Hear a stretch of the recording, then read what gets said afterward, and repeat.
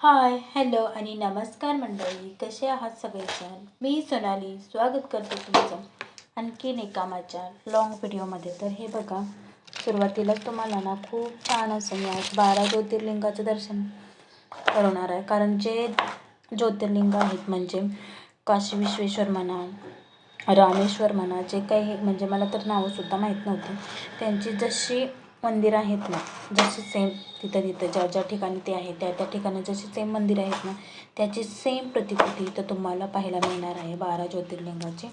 तर तुम्ही बघू शकता, खूप मस्त असं 12 ज्योतिर्लिंगाची इथं प्रतिकृती आहे. तुम्ही पाहिलेत का हे सगळे ज्योतिर्लिंग त्यांच्या त्यांच्या ठिकाणी जाऊन? नसतील पाहिले तर तुम्ही इथं येऊन नक्कीच बघू शकता. तर खूप छान असं त्यांनी प्रतिकृती साकारलेली आहे. जशाच तशी मंदिरं साकारली आहेत. हां, आता छोटे आहेत, साईज छोटे आहे आणि सगळ्यात महत्त्वाचं म्हणजे त्यांच्या भावना लोकांपर्यंत पोहोचल्या, हे सगळ्यात महत्त्वाचं आहे. खूप छान अशी मंदिरं त्यांनी साकारली होती. 12 प्रकारची 12 मंदिरं होती आणि 12 ज्योतिर्लिंगाची मंदिरं होती. तर हे आहे सोमेश्वर गाव. तिथं मी तुम्हाला आधीचा व्हिडिओ टाकला होता की ग्रामदैवत आणि ग्रामीण संस्कृतीचं उद्यान आहे मोठं, आणि तिथंच हे मंदिरंसुद्धा आहेत. खूप छान असे मंदिर आहेत, मस्त आहेत आणि वातावरण एवढं शांत वाटतं ना, असं वाटतं की आपण हिमालयात आलो की काय, असं वाटायला लागलं होतं मला. तिथं खूप भारी वाटत होतं. एक एक एक एक मंदिर मी पास करत होते, बघत होते, जे मी म्हणजे मला माहीत पण नव्हतं हे मंदिर कुठं आहेत, काय आहेत. ते इथं प्रतिकृती बघितली मी, खूप छान वाटलं. त्याच्यानंतर अलीकडच्या बाजूला पण छान असं शंभू महादेवाचं मंदिर आहे, जे की त्यांच्या गावाचं आहे, ते म्हणजे सोमेश्वरचं. तर प्रत्येक गोष्ट ही पाहायला आपल्याला जायला मिळालं असं नाहीच, किंवा प्रत्येक ठिकाणी आपण सोमेश्वर 12 ज्योतिर्लिंग बघायला जायला असं होईल असं म्हणजे ज्याला ज्याला जमल ते वेगळी गोष्ट आहे, किंवा प्रत्येक माणसांना जमणं ही वेगळी गोष्ट आहे. पण इथे मी सगळे ज्योतिर्लिंग बघितले याचं मला म्हणजे खूप असं भरून आलं होतं. कारण आयुष्यात कधी बघाल ते नाही माहीत, पण इथे तर बघायला भेटले. चला, त्याच्यानंतर मंदिरामध्ये गेलो. छान असा मंदिराचा परिसर होता, खूप मस्त असा आणि स्वच्छ सुंदर वाटत होतं, एकदम शांत वाटत होतं. थोड्या वेळ दर्शन वगैरे घेऊन आरती पण आम्हाला सापडली तिथं, कारण 8 वाजता का काहीतरी आरती असते, आणि निवांत आम्ही आरती वगैरे करून बसलो. छान असं वाटलं होतं तिथं, मला खूप मस्त वाटलं. मंदिर खूप असं खोल आहे, म्हणजे मूर्ती आहे ना ती पूर्ण अशी भुयाऱ्यात असल्यागत आहे. आणि त्याच्यानंतर ना घरी आलो. दुसऱ्या दिवशी सकाळी मला शाबूचे पापड बनवायचे होते, त्याच्यामुळं मी ते पापड बनवायला घेतले. छान असं ते बारीक मिक्सर करून गरम पाण्यामध्ये त्याला छान असं शिजवून घेतलं आणि ते पळी पापड घालून घेतले. ऊन खूप लागते उन्हाळी. आपल्या महिलांना एक काम असतं तर उन्हाळ्यात, एकतर मसाला बनवायचा, त्याच्यानंतर पापड वगैरे बनवायचे, जे काही उन्हाळी कामं आहेत ते सगळे बनवले जातात आणि बनवून महिला ह्या बनवतच असतात. तर मी पण आता म्हणलं चला सुरुवात करूया थोडी थोडी, कारण थोडा वेळ भेटेल तसा आपण पूर्ण काही कामं करतच राहणार आहोत. हे त्याच्यानंतर परीक्षा आहे, परंतु कधी हे माझून डिक्लेअर नाही झालं किंवा हॉल तिकीट वगैरे काही नाही आलं, तोपर्यंत म्हणलं सगळं करून घेऊया. कारण परीक्षेला गेलं का 8 ते 10 दिवस तिकडं जाणार आहेत गावाकडं. तर चला म्हणलं पटापटा जे होईल ते करून घेऊया. जे छोटे छोटे म्हणजे वेपर्स, उडदाचे पापड, गऱ्याचे पापड, शाबूचे पापड, चकली, असं जे काय आहे ते पटापटा करून घेऊया म्हणलं. कारण गावाकडून जाऊन आल्यानंतर परत ना जास्त मला एकटीला लोड पडणार नाही त्याच्यामुळं. तर मी इथं ऊन खूप लागत होतं म्हणून ओढणी डोक्यावर घेऊन छान असे पापड टाकून घेतले, पळी पापड. हे बघा, अशा पद्धतीने छान असे झाले होते हे पापड. छान वाटत होतं, मस्त देखील वाटत होते. आता पलटतात की नाही ते नाही माहिती, थोड्या वेळानंतर पलटताना सुद्धा मी तुम्हाला दाखवेन, थोडे सुकल्यानंतर. मला वाटलं होतं की हे पलटतील का नाही, पण खूप छान पलटले. असं वाटत होतं की तुटतात की काय, पण अजिबात एकसुद्धा पापड तुटला नाही. खूप छान पलटले आणि काचेसारखे शुभ्र, नुसतं पांढरे शुभ्र ते झाले होते. खूप मस्त असं वाटत होतं.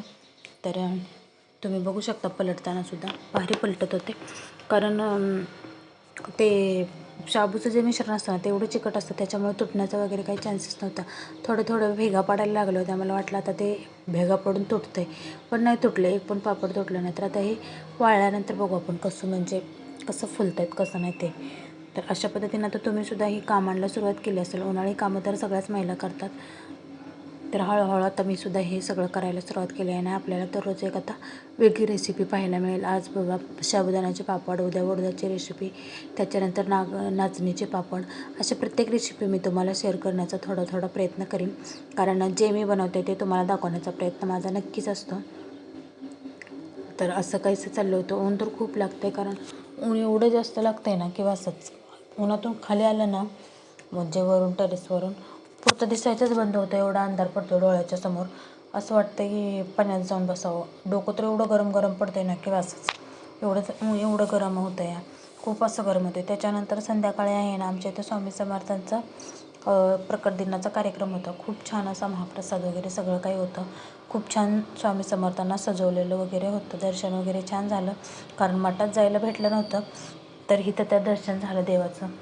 त्याच्यानंतर ना हे जे तुम्ही जार बघताय ना ते जार मी ऑनलाईन मागवले होते कारण ते पिल्लूसाठी म्हणजे मी ड्रायफ्रूटसाठी मागवले होते पण पिल्लूला हे बिस्किट आणले होते ना तर चला म्हणलं त्यामध्ये ठेवून देऊया कारण हे ट्रान्सपरन्स आहे म्हणजे दिसतं त्यामध्ये काय ठेवलं आहे काय नाही हे सगळं काही दिसत असतं आणि त्याच्यामुळे म्हणलं चला पिल्लूला ह्यामध्ये सगळे बिस्किट वगैरे खाऊचं साहित्य ठेवू म्हणजे येता जाता दिसलं ना तर सहज त्याला एक एक काढून द्यायला येतं.